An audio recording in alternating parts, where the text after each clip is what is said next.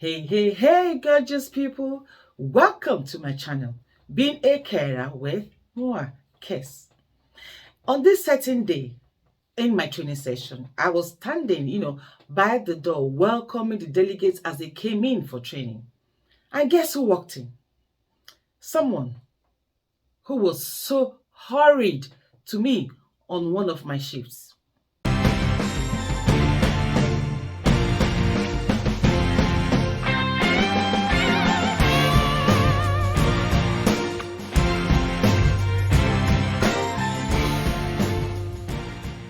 My name is Kesiena Akwara Ati, a health and social care trainer. To all you old and new returning subscribers, you guys make me wanna scream. You guys are awesome. All right. Thank you so much for your support so far. You have been simply amazing. And hey, if you're just watching this channel for the first time, what on earth are you still waiting for? Come on now, smash the subscribe button, okay? And don't forget, give me a thumbs up, like the video, and click on that notification bell. So whenever I upload a new video, you will be among the first to know. Also, follow me on Instagram, Care by Kiss, TikTok, Care by Kiss, and Twitter, Care by Kiss as well. And I will most definitely see you there. All right. So what am I talking about today, rather? Now, I did say to you in my previous video that I'll be sharing with you some of my nastiest experiences as an agency staff. So like I said in the intro, imagine welcoming delegates into the training session, and who opens the door? Someone who was hurried to me. And I mean hurried. So what actually happened? On this particular day, I went to this home to work. Okay. And somebody said to me, this particular lady writer said to me, go bring this lady from her room. It's time for lunch, big dining room.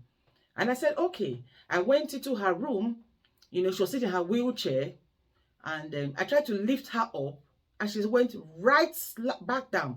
Now, if you know the wheelchair, the material is used, so it's pretty slippery.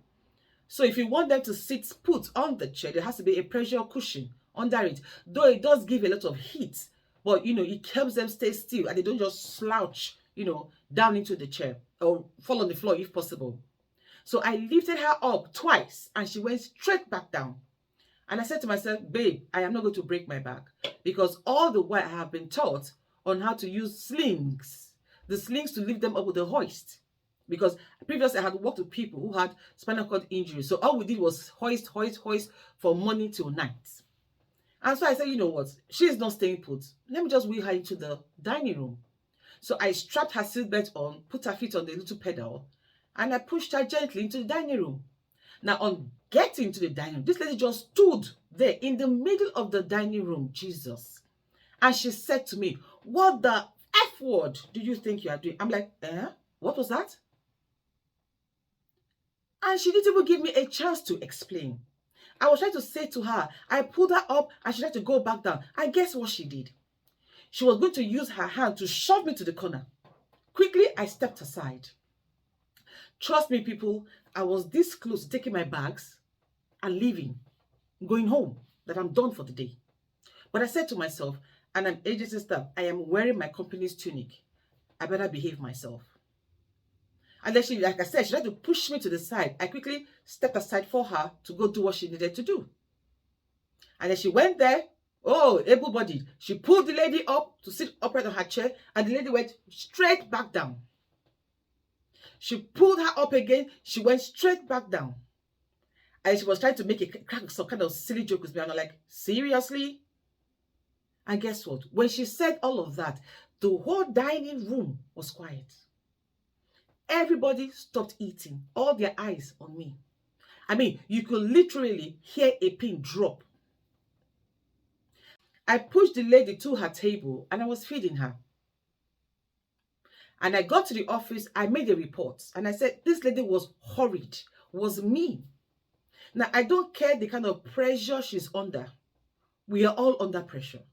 But to transfer that aggression to me was unwarranted, uncalled for. And there she was on this lovely day, walking into my training session. She looked at me, she entered through the door, she stopped, she looked at me. I looked at her. You could see surprise on her face. And then, you could say, they said, come on in, come on in. I haven't changed. I still have my low cuts. So what am I trying to say, people? Be nice to people. You never know where you will find them, where you will meet yourselves again. I know she was very uncomfortable because she kept glancing at me throughout the training. And I'm like, relax. You're here to train, and I am the trainer. So you see, people, be nice to people. It doesn't hurt. Now, my second experience, I went to this care home to work as a healthcare assistant, a night shift. And then I've been there before. It's a very big home. And I've been told and showed the ropes what to do when you come in the evening. So I got in there this very beautiful, faithful day. I was introduced to this lady. And they were like, oh, so meet Kes. And she gave me a glance as in, okay. And I'm like, okay, looks like my husband has married another wife without my knowledge. So I said, fine. In any case, I am not here to make friends. I'm here to work, to earn my money and pay my bills. So I started doing what I needed to do. And I saw her taking people to the rooms, the residents to their rooms. And I said, okay, can I help you? She said, no, she can do it by herself. So I continued what I was doing, mopping the floor, sweeping, setting the dining table, taking care of the dishes in the dishwasher, and all of that. Then she continued ignoring me and all of that. So I went to her colleague who I've worked with before, who has shown me the ropes. And I said to her, listen, I do not know what your friend is up to. And she was like, oh, I could talk to her for you. And I said, no, don't talk to her. We are women. We will slug it out. Yeah? So I went back into the wing I was in with her. And I kept doing my work.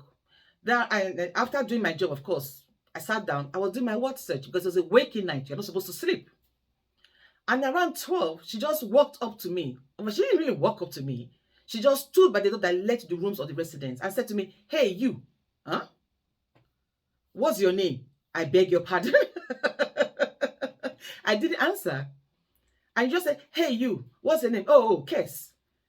From now till 5 o'clock. Oh, people, my blood was boiling. I didn't say anything. I did 1 o'clock because it's an hourly check. Every hour you go to check on the guys. 1 o'clock, I did one. 2 o'clock, I did mine. And when I was done, I said to her, I called her by her name. And I said, hello. I called her name. You will do from now. I've done my part. The remaining is for you to do. At that point, I sat down. I was ready for whatever was going to come. I am the agency staff. You are the permanent staff. You can't push me about. We are both going to be paid for this job. And besides, I am there to help you. I am not there to struggle or to, divide, partition and divide your job with you. I am there to help, to assist. Do not take the piece. So I waited. The buzzer went off the first time. I couldn't be bothered. I continued with my word search. The buzzer went off the second time. I wasn't standing up. Sorry. I continued my word search. The third time it went off, she got up. And guess what she did, people? After telling me, oh, Kes, you are going to take care of so and so and so till 5 o'clock. She took her duvet, took a pillow, went to one nice dark corner of the lounge and was sleeping. And expected me to do from 1 to 5. Hey, no way, that's not happening. Not by a long shot. And I was ready. I'm agency staff, so I can go and not come back. But she is permanent staff. She will get fired. So I sat down.